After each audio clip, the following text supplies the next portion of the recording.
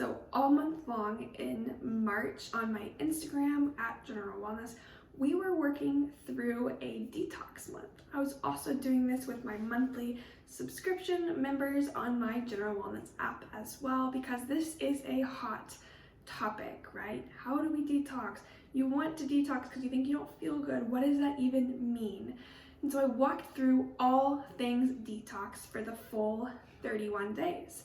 And for the last 10 days of that month, we put everything into practice with a 10-day natural detox. And so detoxing means that your body is getting rid of things that are harmful to it, like toxins, right? Detox.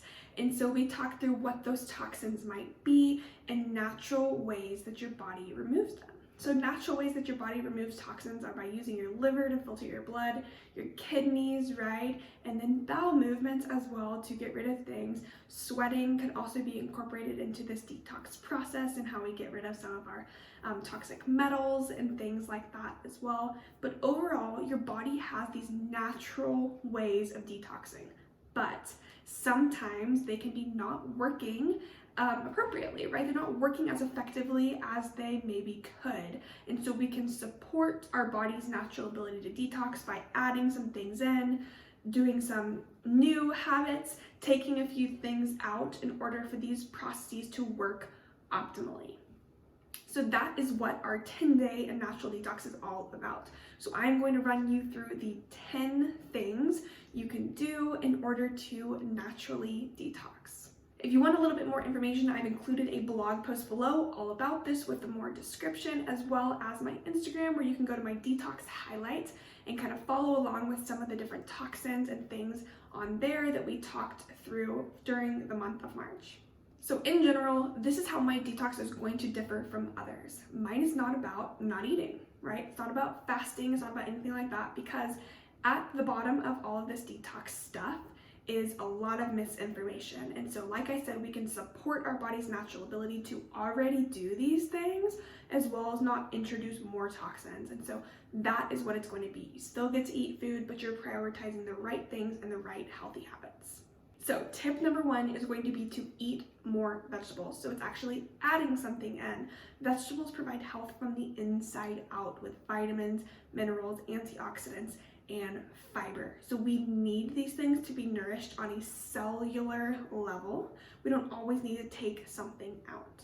But option number 2 is going to be to cut out our processed and packaged food items that contain more artificial ingredients or just less nutrients overall. They're not giving you that cellular nourishment that we need when it comes to optimizing our health.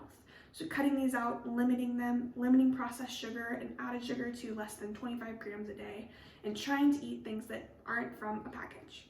Tip number 3 is to hit your water goal. Being adequately hydrated helps prevent cravings, and it also helps everything else flow accordingly. You will notice lower bowel movement frequency if you're not properly hydrated. Your kidneys won't work as effectively. These are 2 main detox pathways. Supporting it with enough water, which is half your body weight in ounces a day, is going to be the best way to go.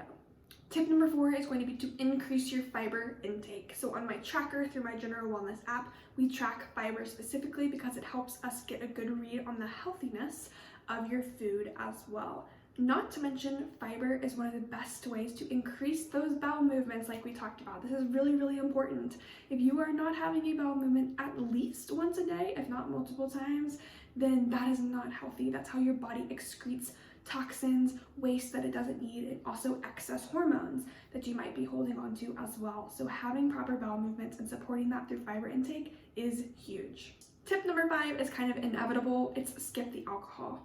There's no way around this, guys. Alcohol is a toxin.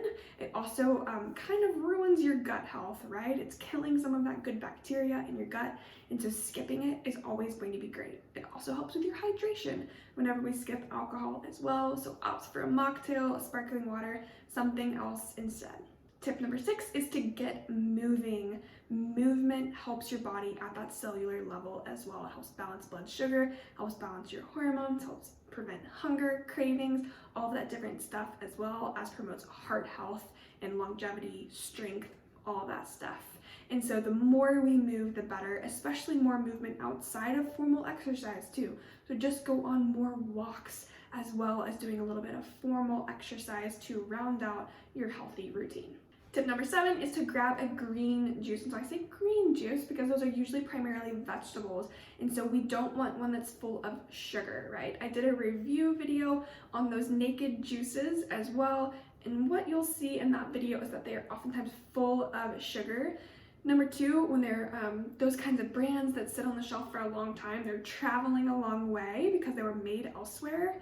They lose a lot of their nutrients, and so that's not going to be your best option. So when I say grab a green juice, what I mean is a fresh pressed one that you either did yourself or it's unpasteurized from your local grocery store. And so basically it'll have an expiration date within the next 2 days, most likely, meaning that it was fresh, they did it right then. It's not processed and pasteurized, which doesn't, therefore it doesn't have the lack of nutrients like those ones that sit on the shelf for a long time. So a fresh one that's primarily vegetables is going to give you nutrient boost. I did not say use juice as your meal. That's not appropriate. It's not a full meal, but it could be like a liquid multivitamin is kind of how I want you to think about using juice.